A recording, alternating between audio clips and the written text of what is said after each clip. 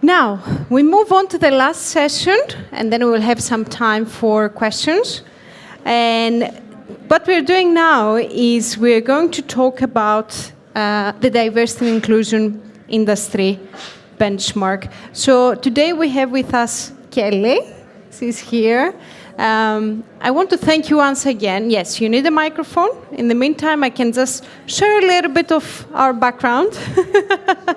So Kelly and I have known each other since last year when we had our first Diversity and Inclusion conference. She's the co-founder of the All-In Diversity Project together with Tina. Tina is not going to be with us today, but we have Kelly. And they have done something amazing, which is that they have set a diversity and inclusion benchmark for our industry. It is a non-profit organization. They're doing a lot of excellent work. And I'm really happy that she's with us today. She's going to share some insights from the latest diversity and inclusion survey that they've run. Yes, the closing date was end of March, wasn't it? So we will get a little bit more insight into that. There you go.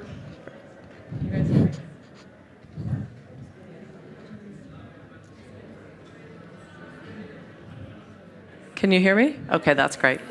Thank you for those really kind words, Maria. And also thank you for putting me after that. It's a very tough act to follow. So we'll muddle through. I'll give a little introduction about All-In Diversity Project, but before I say that, my co-founder Tina does send her deepest regrets for not being here. We have a really, really interesting project cooking that's sort of outside the industry with the British Standards Institute, and we just built the world's first standard on diversity, equality, and inclusion, which is free to download, and it's the world's first free standard as well.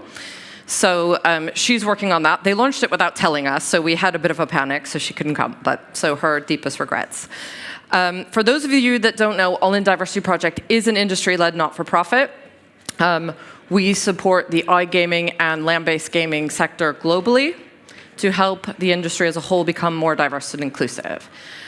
We don't focus just on gender. We sort of follow the social trends that are happening, and you'll see some of those things when I get into it. Our main initiative is benchmarking. So we ask companies to participate every year in an annual report. We ask about demographics, we ask about practice and policy, we ask about advocacy, so what you're doing sort of in the wider space. We anonymize and summarize that data, and then we put it out to anyone. Anyone can have a copy of it, it's for free. If you're on your journey, if you're working in that space, you have a benchmark. And then the companies that do participate, Betsson being one of our longest standing participants, we give you a score of 1 to 100. We give you a benchmark year over year. We continue to benchmark that data for you, so you don't have to do it. And we are supported by the likes of Betsson, Light & Wonder, IGT, Microgaming Games Company, Games Global. So lots of companies that are sort of doing out there, advocating for a more diverse industry. Okay. So this year's All-Index, we are working on doing the final report at the moment, and scoring and giving all out, but we do have some headlines to share with you. What we tend to see, and what we're really sort of confident in what we're seeing now, this is the 4th year that we've put it out, is that our industry really does reflect what's happening in the wider world, what's happening in society. You can see that. Obviously, I mentioned gender before. Gender was a very big issue post-Me Too. Companies are now sort of realizing that there's other things that are driving the change internally. This particular picture of the Betsson group here is what boards are starting to look like now, right? They used to be sort of white guys in suits, for the most part. They still are, but it's evolving, right? And it's changing, and you're seeing a much more colorful picture of what we're seeing. However, this particular index, this particular report that we're doing this year, you're not going to be surprised by what's seeing, right? Obviously, gambling regulation is on all of our minds at every single company. And the results that we're seeing are mirroring that regulation. I'll talk a little bit about that down the line. We're also seeing, and social media probably is the best example of what we're seeing. We're seeing the definitions of diversity change, And we're seeing that change in various parts of the world. In the UK, in America, there's much more focus on ethnicity and race. They're regulating various public companies on that, as well as gender. In Europe, it's gender still. We're still not really facing LGBTQ, sexual orientation yet. It will come. We're seeing it happen in social media. But we have now, I think it was 219 employees that identified as non-binary this year. I think it was 19 last year. So company practice and policy is changing to allow them to identify the way they want. And we're also attracting more talent into that space, which we need to. The Generation Z doesn't identify the way my generation did, which was before millennial. And third is there is regulation, and the EU is having, I don't know if you talked about your gender pay gap yet, but the EU is actually putting their foot down on a lot of things and trying to accelerate the change in the world. We'll talk a little bit about the EU directive. It affects pay gap. It also affects pretty much any company, most of the companies in our space, on who they have on their boards. Okay, we'll talk about the gambling regulation landscape. Nothing accelerates change more than regulation. Nothing causes the fear in the hearts of everyone more than the regulation. But what we're seeing is what we're seeing in terms of where companies are set up is also sort of reflected in our index. So this particular one, if you can see the light green, that's where companies have offices. And the darker green are the ones that have the most popular locations. Not a surprise, US is booming. It's one of the most popular places where companies are setting up their offices, right? Same Malta, same, in Western Europe. We know that iGaming is big in Western Europe, right? Interesting, China, Russia. So, we are seeing that this is a global space.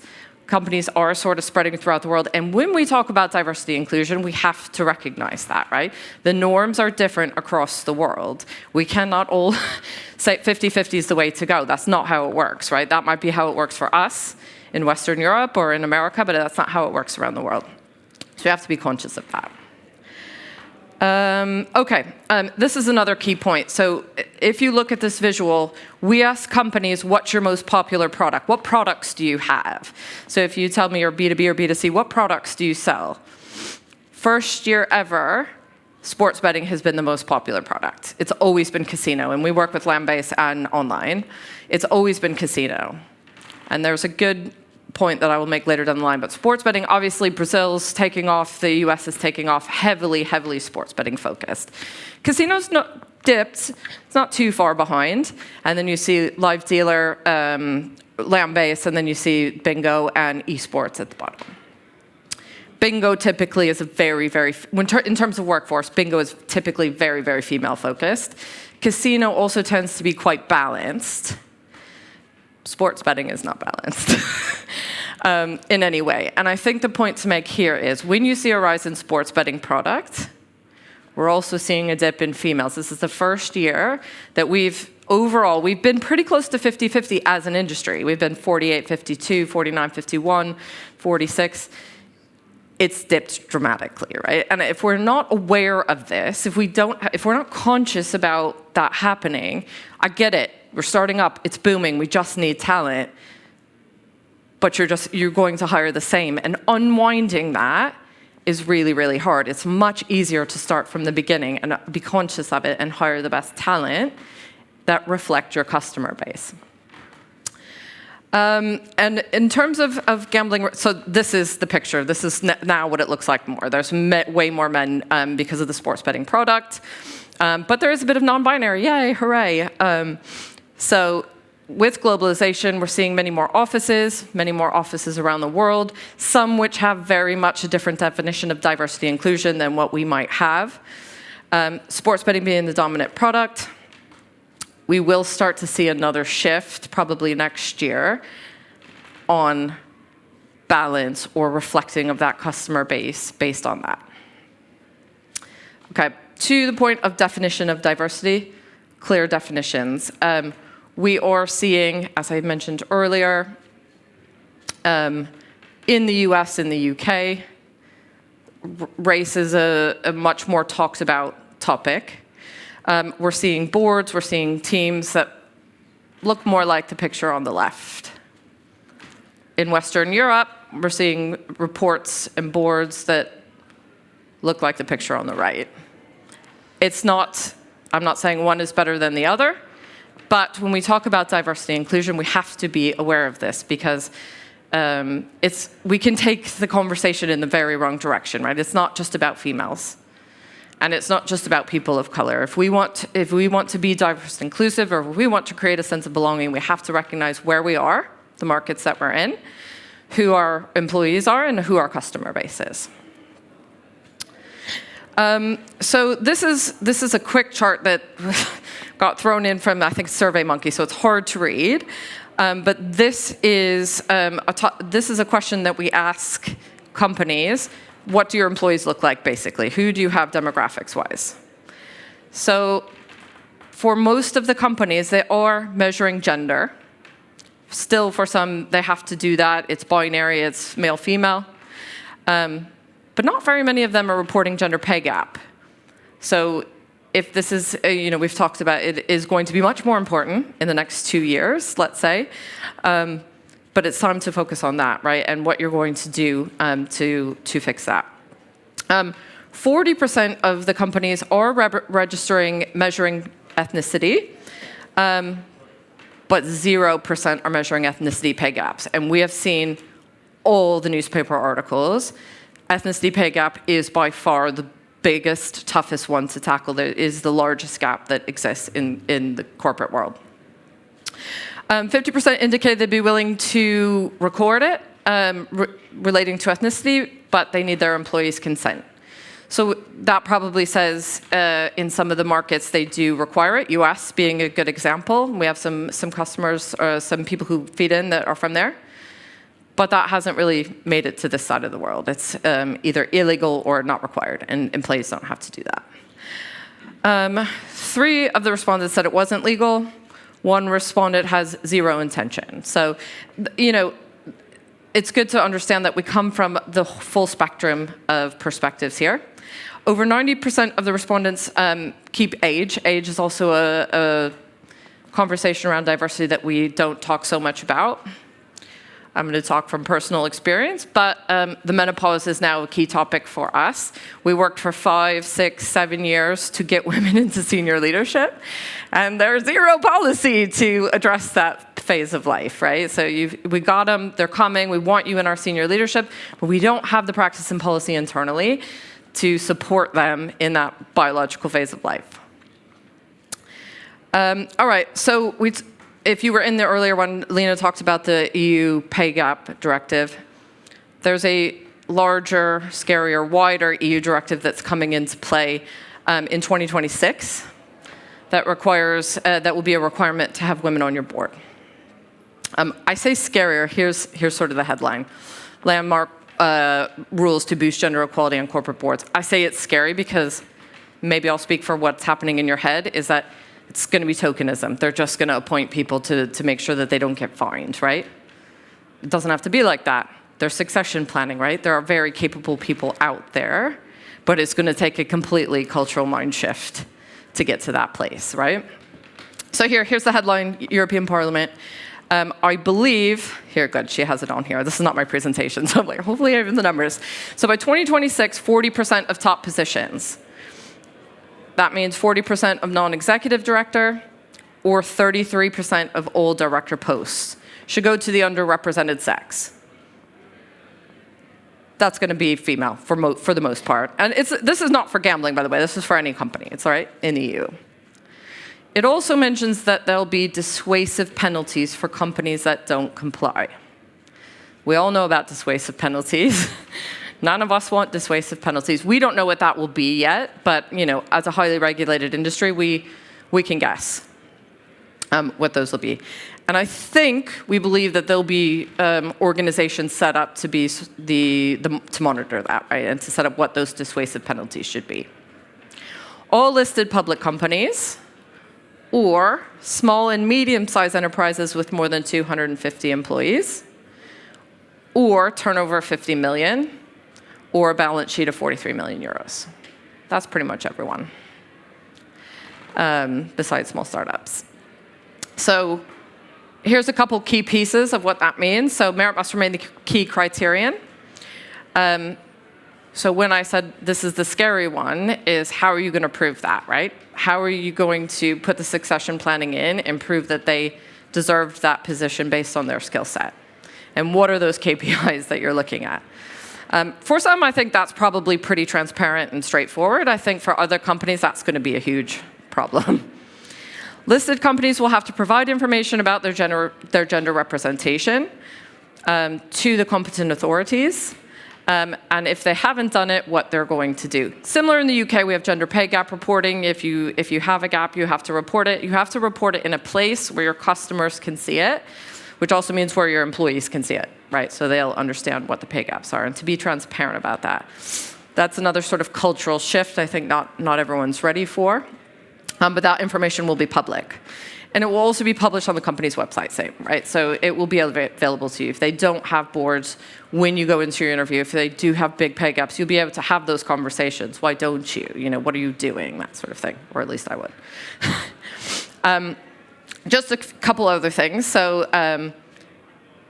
it concerns a sector in which women are underrepresented. They give priority, the companies must give priority to equally qualified candidates over male candidates.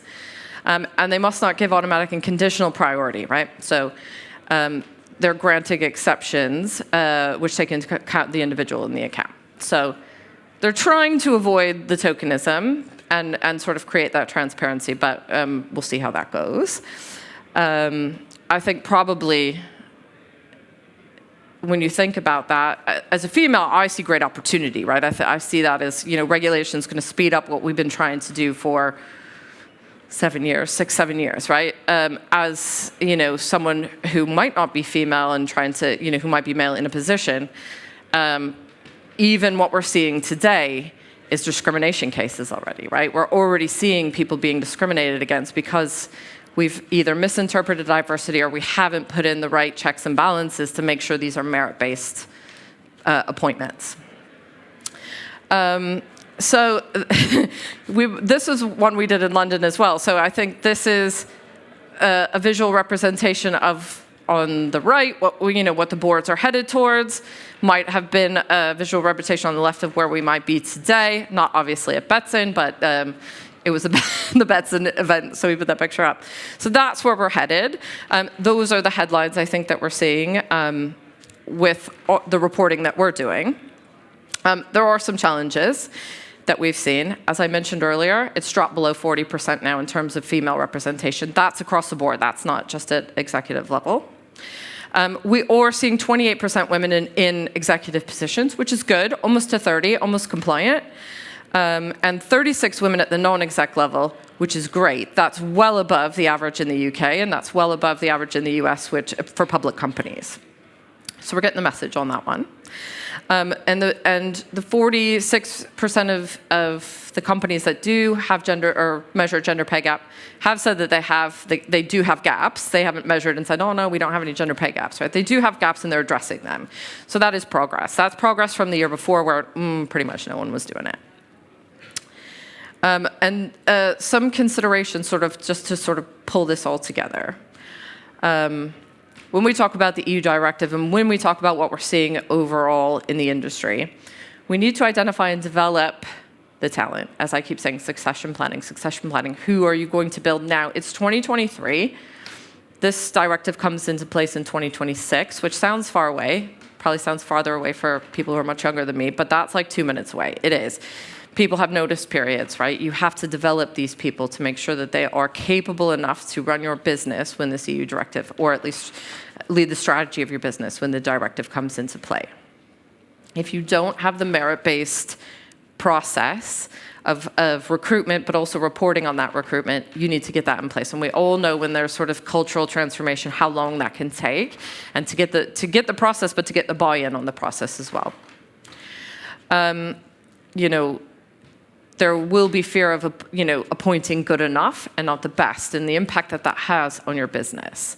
So it will be a consideration for most companies who want to be sustainable in the future. The cost of compliance. We all know about the cost of compliance. So, when we talk about pay gaps, what about those retrospective claims that people are going to come forward with? And if there are dissuasive penalties, if they are financial, what will those be, right? And how much effort do we have to put in to ensure that we don't incur those dissuasive penalties? There's also a huge reputational risk to non-compliance. They just hired her because she's a female, right? That's a huge reputational risk to a company who's trying to actually do the right thing and support both genders or people of color, whoever that may be, right? Like, it's just tokenism. It's so easy for us in our head to go to that if we feel that we've been slighted or we feel, that we didn't get in that position, right? There's a big reputational risk that companies will have to address in this. And then we also have to consider that EU directive is very binary. It is very male-female. What's going to happen when, people who are non-binary start to say, well, what about me? I want a spot on the board. How do you put me into that succession planning? Where do I fit? And so we will start to see that evolve. Like I said, I see it as speeding up one thing, but we do have to be very considerate of what that means for how we build culture in the future. And that's it. So I'm happy to take questions, but like I said, that was a tough act to follow, so everyone's probably needs a drink. Thank you.